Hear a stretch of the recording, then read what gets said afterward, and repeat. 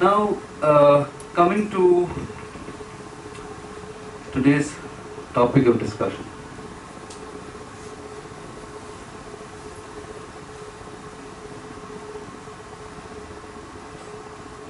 I don't know if you heard of this old Hindi song somewhere in the 60s.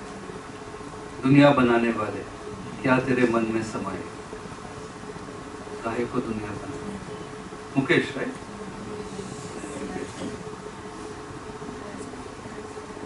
Huh? Raj Kapoor, yeah. Mukesh. I think it kind of encapsulates the angst that many people feel. And many times we ask in our lives, oh God, why did you create all this?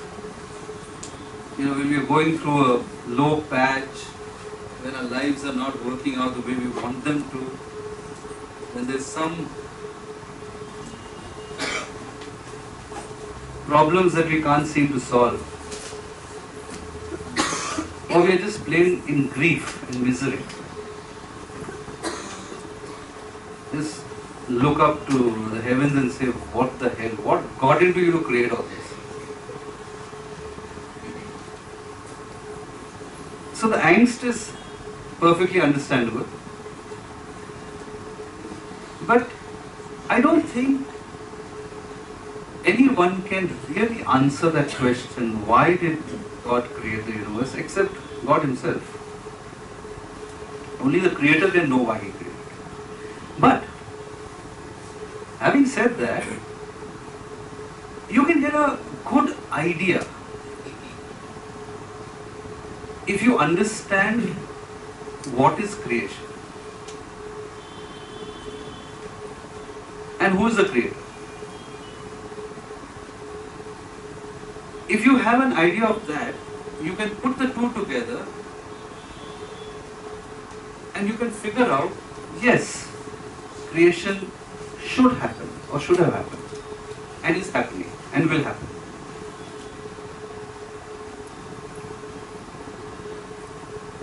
I'll give you a little idea of what creation is.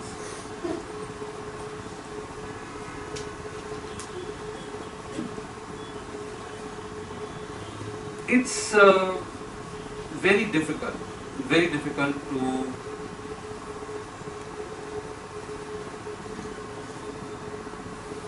imagine all of creation.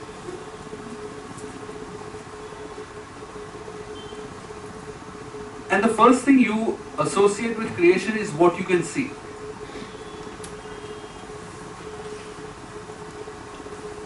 So let's say the seen universe. Now the seen universe means the planet and everything that is on the planet. The solar system, that is the sun and the stars, the planets revolving around it. And once you cross the solar system, there are multiple solar systems which make up galaxies. And in that way, there are billions of galaxies. Now this is an astronomical concept of the universe. What the astronomer will tell you. This is the universe. How far out in space it reaches? Anyone's guess. We don't have the intelligence or the method to know how big the universe is. The seen universe. We yet haven't come to the, you can say, the border of the universe, or the outer limit of the universe. It's that way. Now,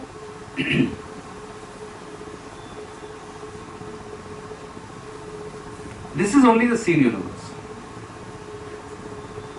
But what is of more significance, and I would say deeper significance, is the unseen universe. The unseen universe is what we call the spirit world. What we can't see with the physical eye. That is the unseen universe. The unseen universe is so humongously big that no amount of intellectual comprehension can explain it. I'll just give you an idea of the proportion. Just to give you an idea how difficult it is to understand, I'll give you an idea of the proportion between the seen and the unseen universe. Suppose you have 1 square mile. Now imagine 1 square mile. Okay? 1 square mile. You go and stand in any part of that 1 square mile. How much space will you consume? Say 2 feet by 2 feet by 2 feet. If you're standing there. If you're sleeping there, you'll consume 6 feet by 2 feet. Maximum. You know, this is the ratio of the seen universe to the unseen universe. You are the seen universe. That 1 square mile is the unseen universe. Now can you imagine how big it is? How humongously big it is? You are occupying 2 by 2 feet in 1 square mile by standing there. That is your seen universe. That 1 square mile is the unseen universe. This is how big the universe is. We can't imagine it.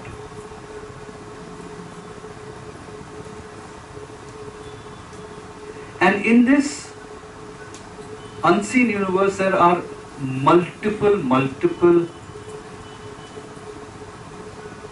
worlds that exist.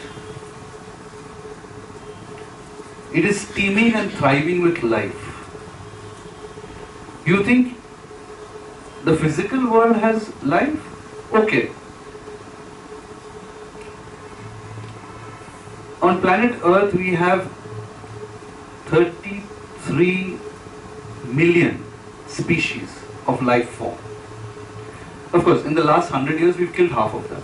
We've come down to 15 or 16 million life forms. No, due to degrading the environment, we've killed half of them.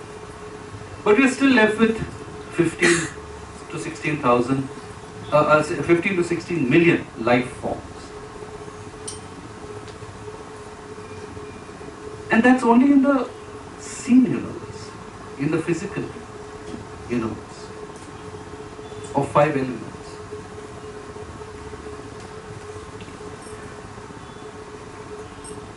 Imagine the ratio if you apply that to the unseen universe. What happens? What incredible number of life forms must be existing in the spirit universe, in the unseen world.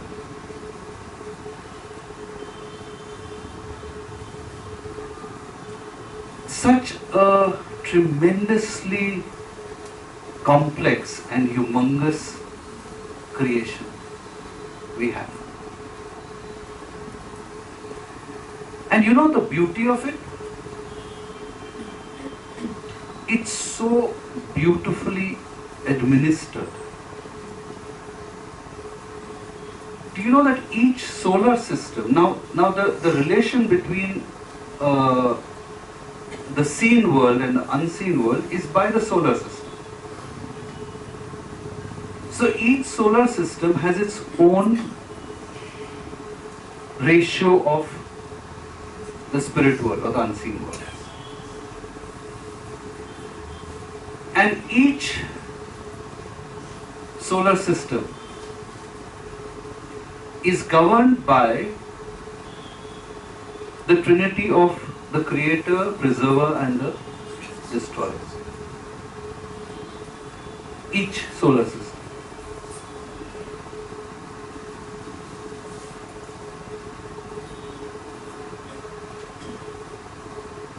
this entire complex of the seen and the unseen is governed by thousands and thousands of what they call helper souls in the unseen world, in the spirit world. It's not a random chaotic amalgamation. It is a completely ordered and well thought implementation of a plan.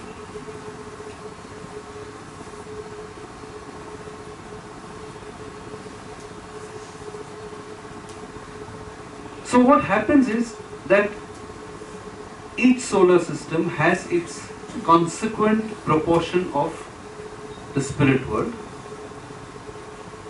with its tremendously humongous life forms and worlds within worlds which we can't even imagine, which we can't document. Nobody can document it.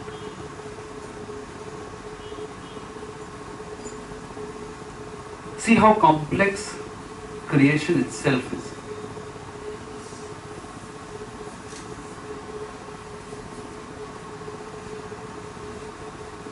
Now,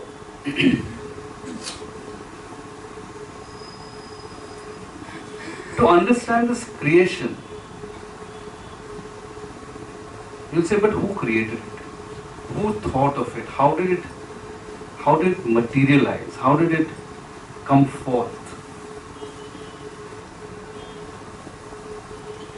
So who's the creator?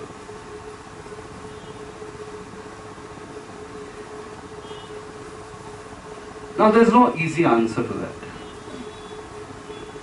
Because the creator is the amalgamation of all energies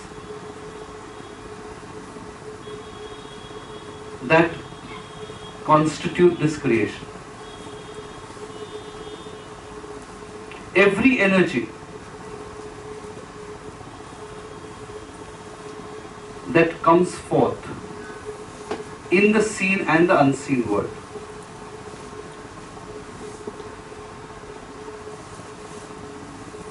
is the creative energy. So the creator is a sum total amalgamation of all the energies that have resulted in this creation. Now you will say, but okay, there should be somebody called God. No, God is the term we use to identify the power behind the creation.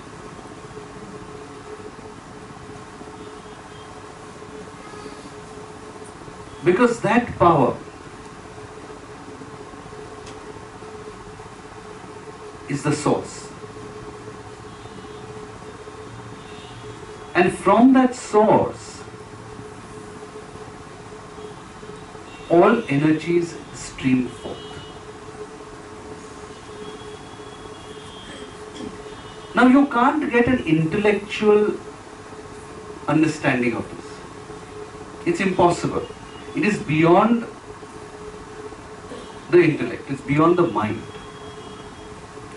It is only experienced when you merge with that power. When you become that power, you understand what it is.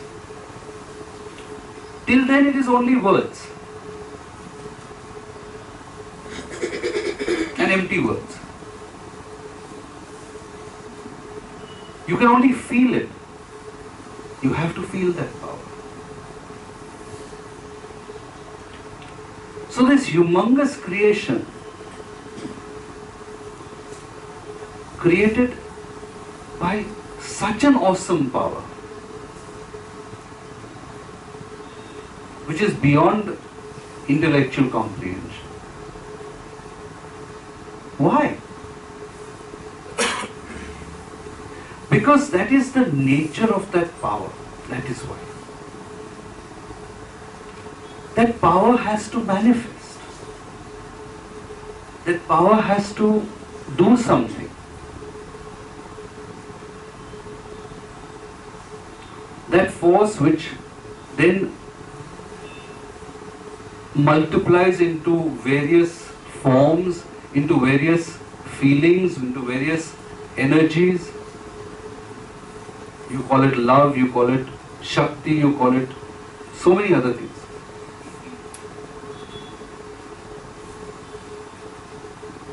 That primal force, that power, needs to move, needs to manifest, needs to express. And every expression, every movement is a release of energy. Because that's the only quality it has to express itself. That cascading energy which is released from the source that is unexplainable results in every stage of creation. And there are many stages of creation.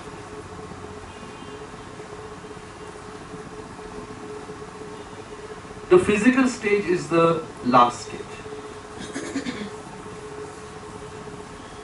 But before that, a lot of work goes on. It's not that the physical stage is created first. No, that is the last stage of creation.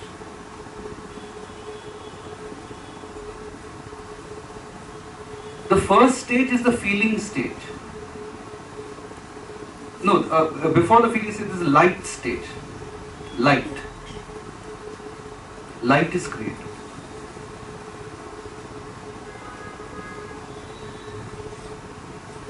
Then the feelings come. Then the souls come. Then the electricities come.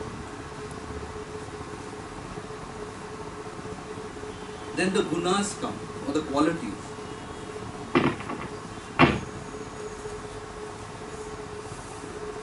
And then finally, with the help of 5 elements, you have physical creation.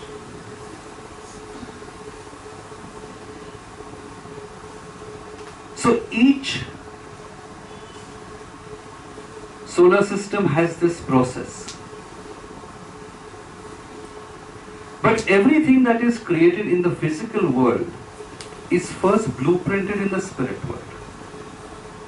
Without that, there cannot be physical creation.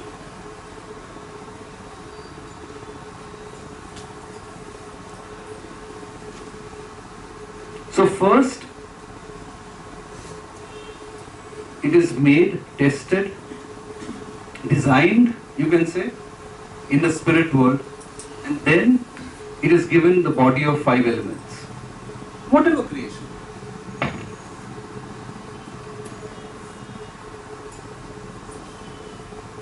And this is the nature of the divine power.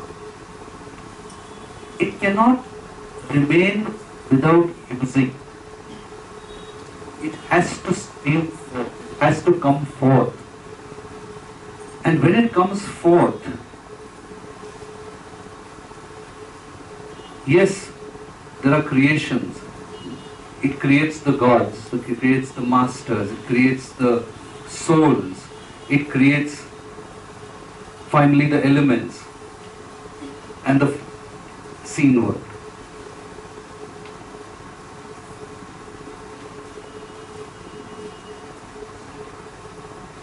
So if you want to ask this question, why God created the universe, I would put it the other way around. There was no option. Creation had to happen. Because that is the very nature of that power,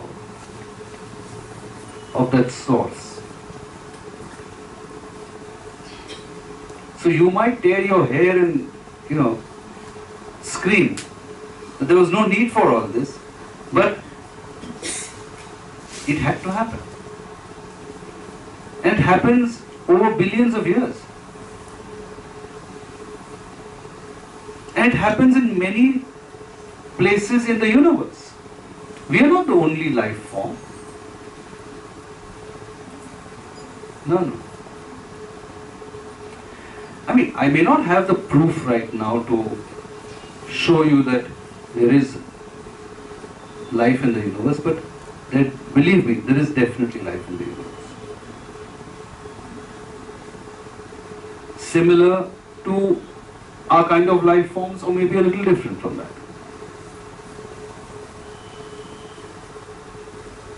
Each solar system has its governing, as I said, creator, preserver, destroyer factions or energies. They are unique to that solar system. The source is the same. The deployments are different.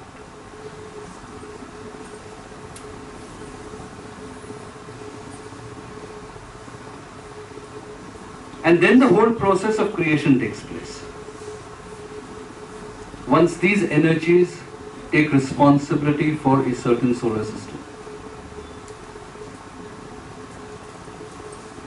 then they plan out how the whole creation of those life forms will take place. So it is a more or less, you can say, continuous process that goes on throughout the universe. Creation. It never stops. Somewhere, some creation is taking place. Some life forms are coming from the unseen to the seen. Some life forms are getting extinct.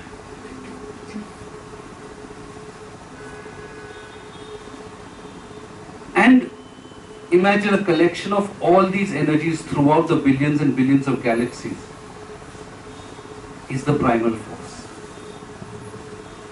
from which it comes. And the best part of this is that even when all the energies come out of that, it is not depleted. It is the same. It does not get weaker. It does not lose any part of itself. It only multiplies. Or expands, I would say. Multiplies may be a wrong word. It expands.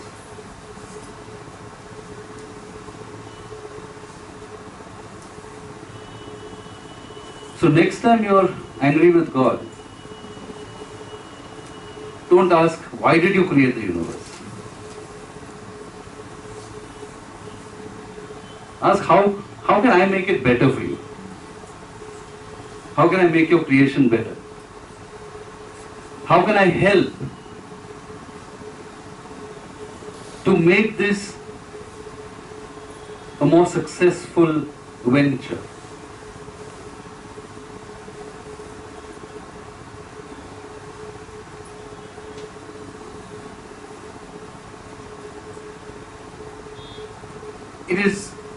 It is so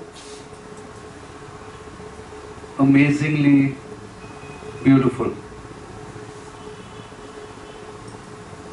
to lose yourself in the highest consciousness, because in that moment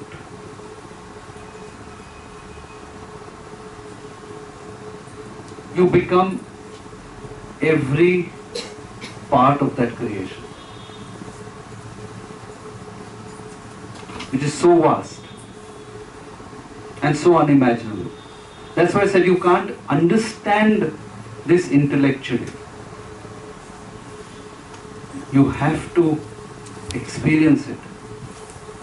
You have to go into that consciousness.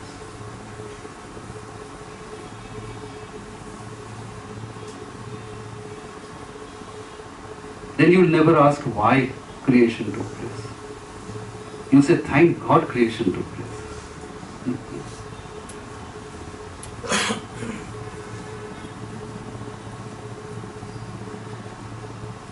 So this is a question that is asked of me very often. But why did God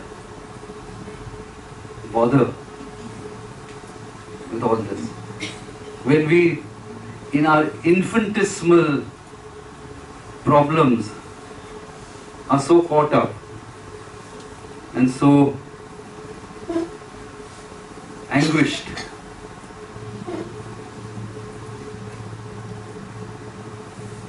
But believe me, life is a gift for every life form.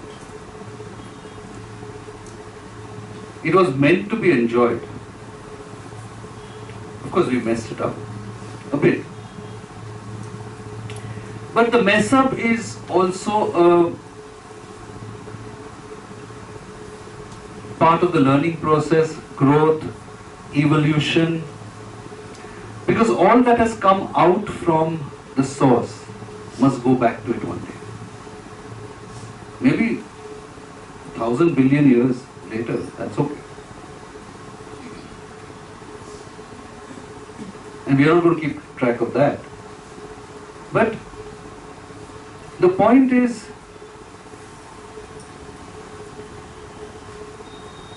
those raw souls that came out in ignorance, with only a reflection of the divine, had to return or have to return with full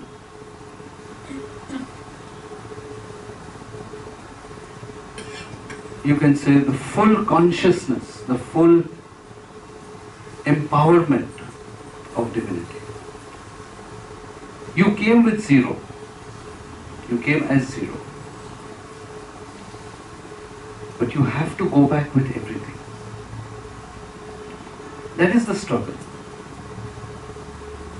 And that struggle includes living life, includes learning from life. You can't dispense it.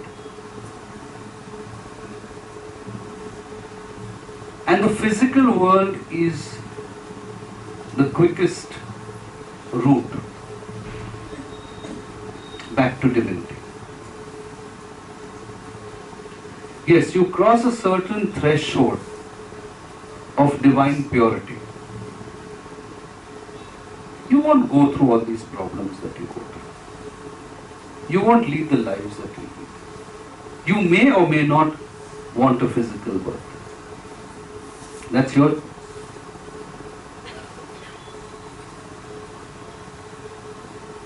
So this whole exercise of coming and taking a physical birth, going through the pain and suffering for incarnation after incarnation, lifetime after lifetime.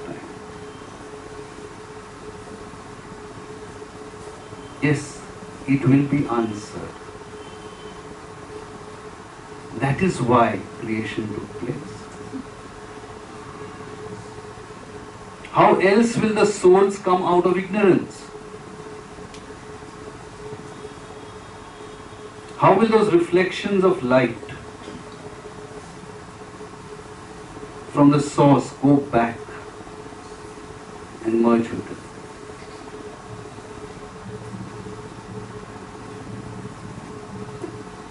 And you might think, oh my God, that's such a long way off. So why bother? It's not so long way off. It's not.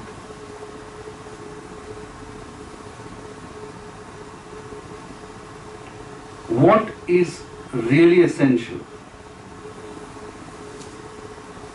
is the thirst, is the longing.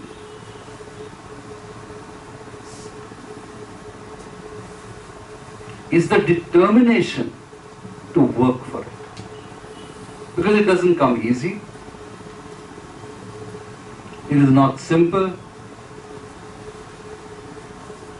And nobody is going to offer it on a platter. But that ultimately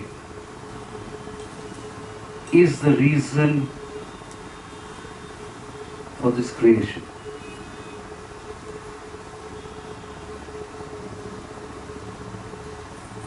So you have to understand what creation is, who the creator is, and the link between the two. And we are the link. Those billions and billions and billions and billions of souls all throughout the universe, all throughout the seen and the unseen universe, you have no idea how many souls are there. We are that link.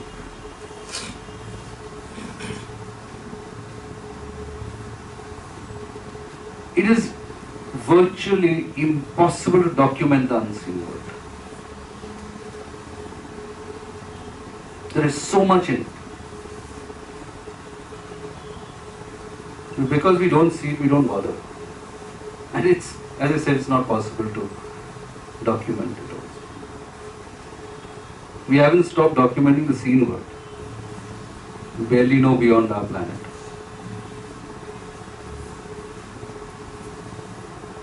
I know when I talk of life on other planets and the spirit world and unseen world, I know I probably sound like one of those city suffering, loop fruit, crystal gazing man. But believe me, this is authentic information that I'm giving.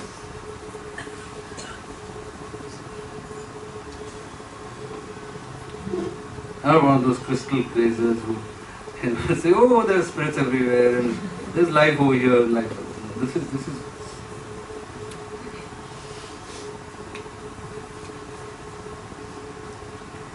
So imagine now, you're part of this grand scheme in such a humongously huge creation. And yet, see the beauty that power is also within you. A shadow, a reflection of that power is within you, within each soul. Now, isn't it worth going after it?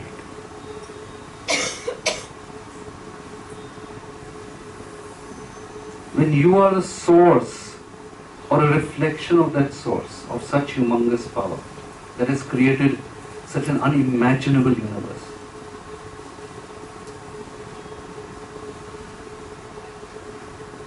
That is why we say each soul is precious.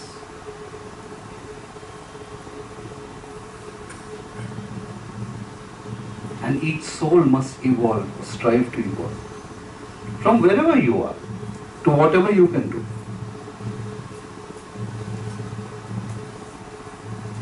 Because ultimately that's the only purpose you will serve in existence, in being in existence, in whichever form you are, whether in human form or spirit form. Oh, everything else is transitive. Fame, wealth, family, all your material possessions.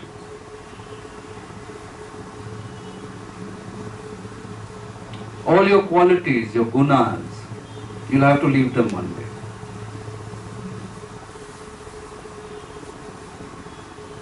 All your senses,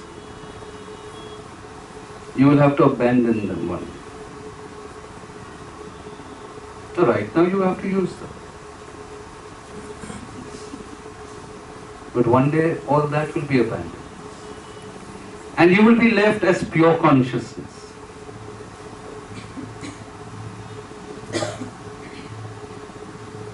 Then you will feel the power of the Creator. What it means to be. That force in the universe from which everything has come out. When you shed everything.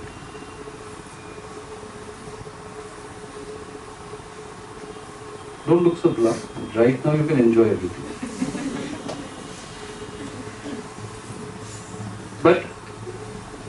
Yes, you must strive for that. You must strive to experience that, because you can experience that and yet come back. That's the beauty. That's the beauty.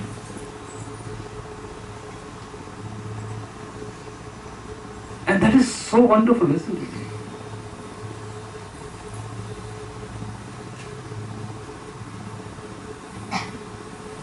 So this is the journey of creation in a nutshell.